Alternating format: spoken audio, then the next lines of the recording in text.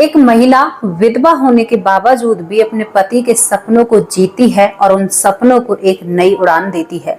दोस्तों, उस महिला के जीवन में इतने दुख, इतनी तकलीफ, अगर कोई और होता तो शायद सब कुछ छोड़कर आगे बढ़ जाता, लेकिन वो महिला अपने पति के सपनों को अपनी पलकों से जीती है और उन्हें साकार भी करती है।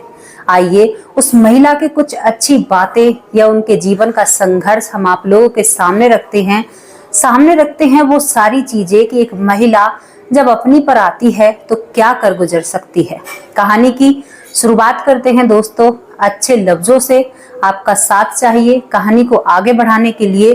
तो कहानी है झारखंड की। झारखंड में एक लड़की रहती है, मानसी। मानसी नाम की लड़की है और लड़की बहुत खूबसूरत है, पढ़ने लिखने में होशियार है, लेकिन पिता इतने पैसे वाला नहीं है।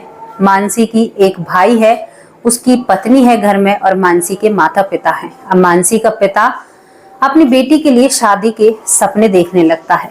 वो अब आसपास लड़का ढूंढता है तो एक लड़का मिलता है जिसका नाम रवि होता है। रवि एक कंपनी में जॉब करता है, अच्छी खासी रवि की सैलरी होती है और यहाँ पर मानसी के पिता को रवि पसंद आ जाता है। रवि जब पसंद आ जाता है तो बेटी की शादी कर दी जाती है। भले ही पिता कितना भी गरीब हो, लेकिन अपनी बेटी की शादी में ना पूरी जान लगा देता है उस शादी को अच्छा बनाने के लिए। दोस्तों, मानसी की शादी होकर वो अपने ससुराल पहुंच जाती है और वहां पर मानसी और मानसी के पति बहुत अच्छे से रहते हैं। इन दोनों की बॉन्डिंग और सोच इतनी अच्छी थी कि एक अच्छा जो कपल होता है ना, शायद ये दोनों लव मैरिज करते ना, जब भी इनके बीच में इतना अच्छा रिश्ता नहीं बन पाता जितना अब इन दोनों के बीच में रिश्ता था।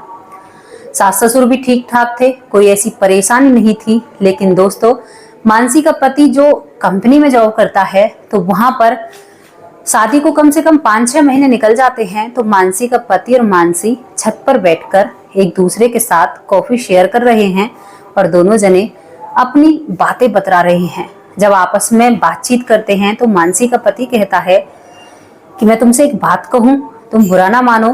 तो नहीं, मानसी कहती है कि नहीं, मैं बुरा नहीं मानूंगी। तो वो कहता है कि मेरा ना एक सपना है, जिस दिन से मैंने तुम्हें देखा है, तुमसे बातें की हैं, शादी कर कर तुम मेरे पास भी आ गई हो, लेकिन वो सपना ना बढ़ता जा रहा है, कब नहीं हो रहा। मानसी कहती है कि अरे, हमारे पति का ऐसा क्या सपना है जो कम होने का नाम नहीं ले रहा और दिन पर दिन बढ़ रहा है। फिर तो मेरी इच्छा और ज्यादा जाग उठी है कि उस सपने के बारे में मैं जानूं।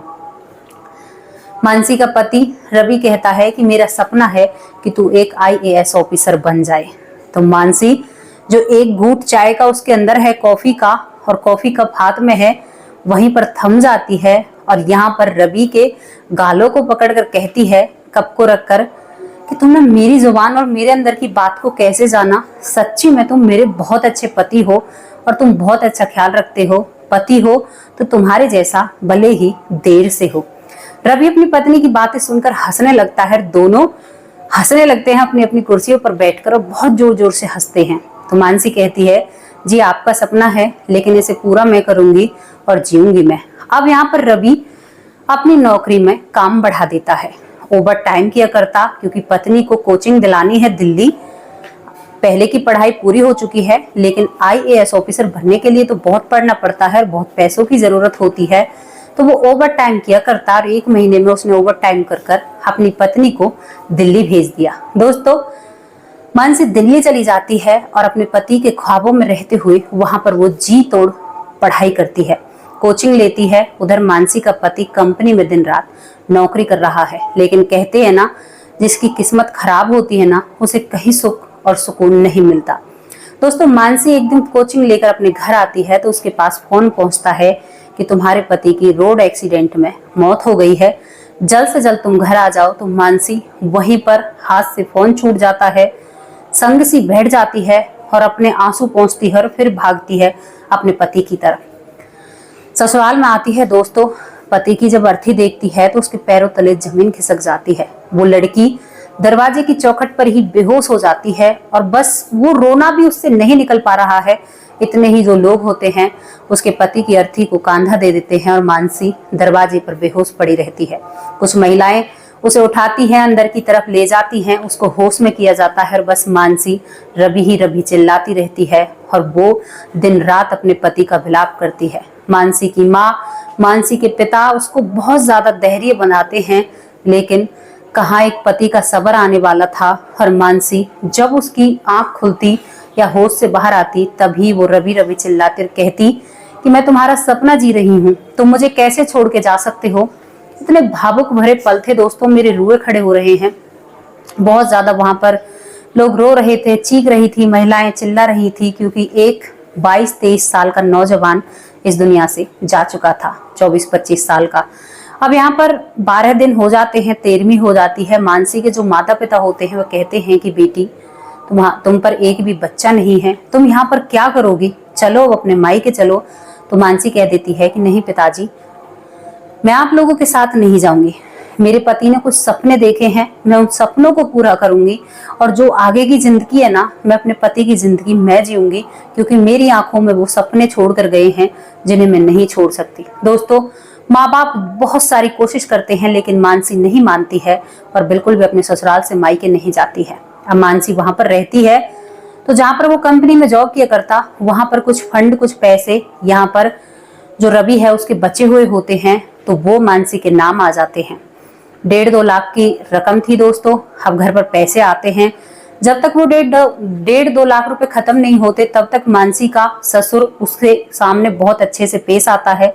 देवर भी मानसी का मान सम्मान करता है, हर चीज हाजिर होती है। लेकिन जैसे ही 2 लाख रुपए खत्म हो जाते हैं तो मानसी के ससुराल वाले मानसी को धक्का देकर घर से बाहर निकाल देते हैं। दोस्तों, जैसे ही घर में लड़ाई होती है और मानसी को धक्का देकर बाहर निकाला जाता है तो मानसी बेहोश हो जाती है और जब मानसी अपनी आंखें खोलती है तो अपने आप को हॉस्पिटल में पाती है और वहां पर वो 3 महीने की गर्भवती होती है।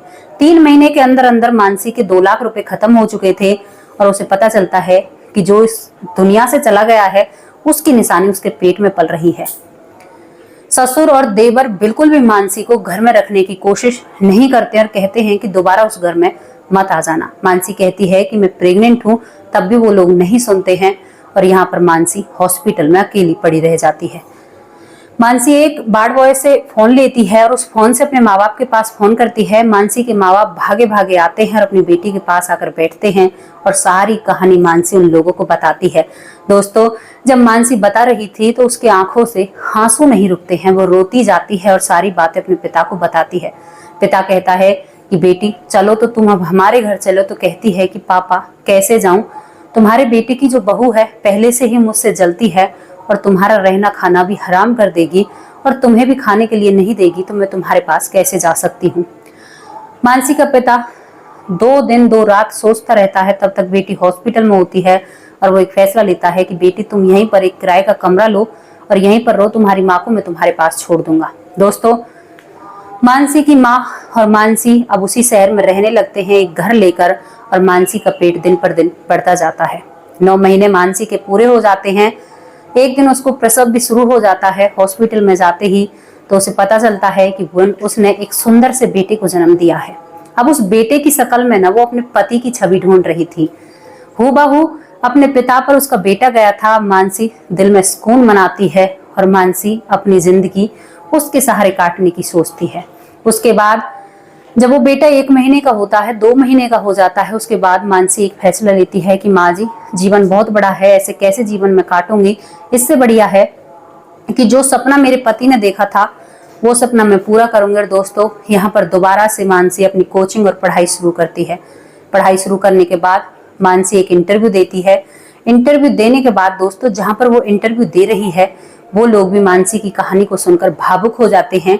लेकिन एक प्रक्रिया होती है, उसी के तहत आपको नौकरी मिल सकती है।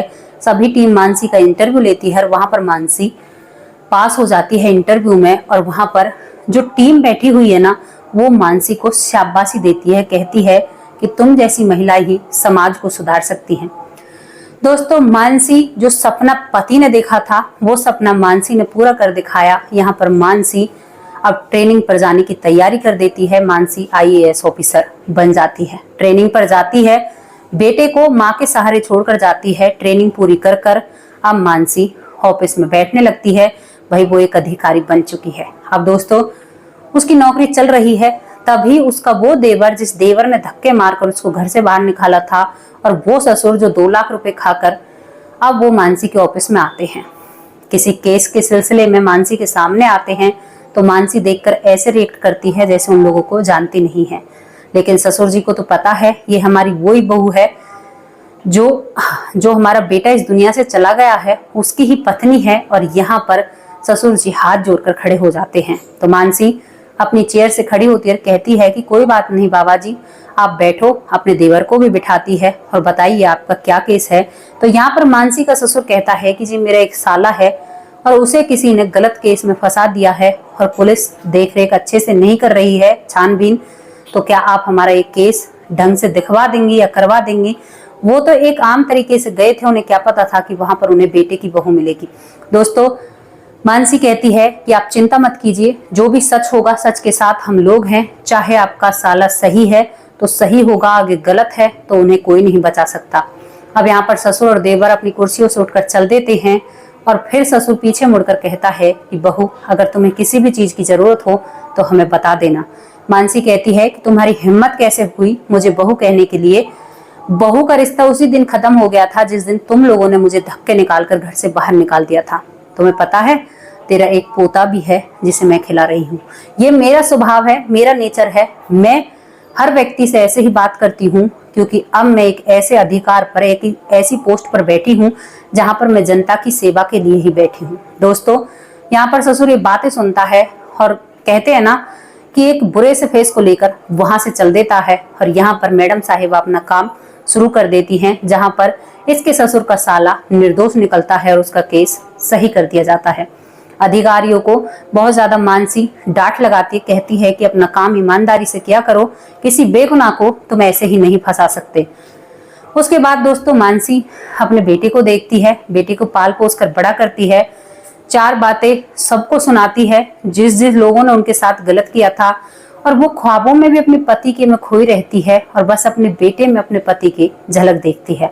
तो दोस्तों, ये कहानी उन महिलाओं के लिए थी जो महिलाएं, उनके साथ कुछ हो जाता है तो वो टूट जाती हैं, सब्र नहीं पाती और शायद उन्हें लगता है कि हमारी जिंदगी बर्बाद हो चुकी है। लेकिन अगर आप हौसला करें, आगे बढ़ने की कोशिश करें तो आप सब कुछ कर सकती हैं, एक जीत भी पा सकती हैं। दूसरी बात, आज की जो जनरेशन है, लड़कियां हैं, कहती हैं ये घोटाला है, ये चीज है। मानसी की कोई सिफारिश नहीं थी, वो अपने दम पर इस नौकरी को उसने पाया था। दोस्तों, विधवा होते हुए, एक बच्चे की माँ होते हुए उसने पढ़ाई करी और पढ़ाई कर कर IAS ऑफिसर बन चुकी। वो बहुत लोगों को भला करती है और बहुत लोगों को समझती है, गरीबों को ज्यादा समझती है।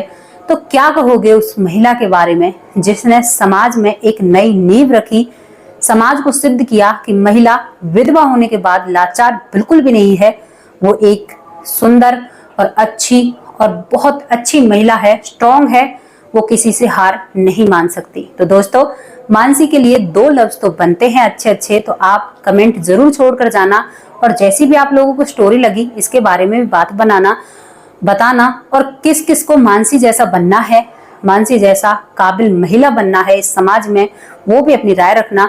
कल फिर हाजिर होंगे एक और ऐसी ही सच्ची और अच्छी स्टोरी के साथ। तब तक के लिए नमस्कार, जय हिंद, जय भारत।